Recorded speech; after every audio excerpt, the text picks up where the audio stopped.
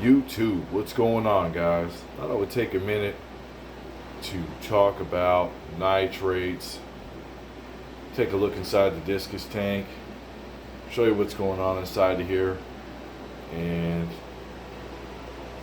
talk about water cleanliness as I'm feeding these guys beef heart. Okay, and they are loving what they're eating. Guys, when the scientific community has already spoken out about nitrates and what it does. I have a video up on it already as far as the harmful effects of nitrates, but more importantly, guys, nitrates and high nitrates also show poor water quality, period. Guys, every fish has some hitchhikers. They all do. They have a slime coat on them that keeps them protected when they're healthy. When they're not healthy, okay, and in Discus you see that a lot. So I've got that little guy right there, and he is the picked on and bullied guy in the tank, okay? And picked on and stress means possible outbreak of pathogens, okay, because they are no longer able to keep up their natural defenses, already being stressed out, kind of like us being sick, and then us picking up secondary infections. And there's a whole lot of medications that are available on the market for people that are dealing with secondary bacterial infections and or ectoparasites. And the reason that these guys make all this money and they get to sell all these things is because we in the hobby are not really keeping these guys quite right. Okay? Looks like my Peach is not real keen on my camera. It's kind of spooking her out a little bit. Okay? But that's what happens. Okay? Stress causes secondary infections, and all fish are susceptible to it. They're all susceptible to Popeye.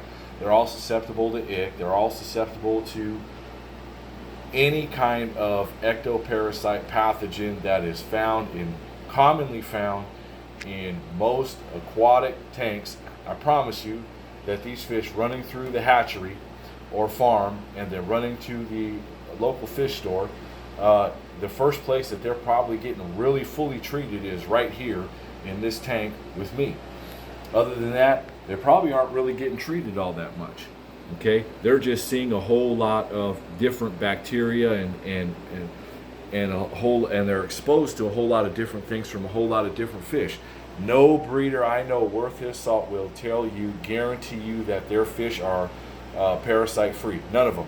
And these are very, very reputable breeders, the best in the United States, anyways, that I know of. Discus Hans, Gay Posada, Jack Watley Discus, or the Discus Fish Store out in Maryland. Guys, these guys are reputable, branded Discus hatcheries and breeders. And they will tell you, both of them, they will tell you, our Discus are not guaranteed free of parasites. They're not. Okay, because they wouldn't make that claim. Why would they make that claim knowing that cannot possibly be true? And it can. And that's because you do have ectoparasites inside your tank. It's whether or not you're keeping your tank healthy enough so that your fish are equipped and their immune system is good enough to be able to fight that stuff off. Now, okay, here comes my a drum, and I've beat it 1,000 times, and I'll beat it 1,000 times more, guys. Hard water degrades their slime coat. Okay, their slime coat protects them. This is why we keep them in soft water. If you're not keeping them in, for everybody that wants to keep them in normal tap water and all this stuff, this is the reason. These things you can't control. I cannot control this guy right here getting bullied and then getting stunted while all the other fish just grew up right around him, okay? I can't control that. No hobbyist can. You cannot control those two Discus right there were both of them the runts, okay, of the tank at one time. Okay, both of them were. You see them getting picked on right now. They were both the runts. He was a runt at one time, and now excuse me, my little peach or my little pigeon blood is now the runt of the tank, okay? And you cannot control that just because of Discus behavior. You can't, okay? There's no way possible. We can do things like water change, rearrange tank decorations. There's all kinds of things that we can do to try to help mitigate it, but we cannot control it because these are fish and they're acting out in their normal behavior, which is why I always say, do the best that you can to keep their tank as clean as you possibly can, because water changes and the correct medications used correctly, okay, will keep ectoparasite numbers low. Soft water will help keep bacteria low because bacteria does not thrive in acidic water.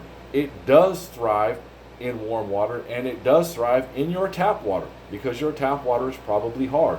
Like 90% of Americans, we're not on well water or very, very soft water, unless we have like a soft watering system, but even then, that's a whole different video. But guys, if you keep them and equip them with the biotope and environment where they can thrive in, I promise you guys, they'll be great. They'll be great for you. They'll be a joy to look at. You won't be treating problems every other week.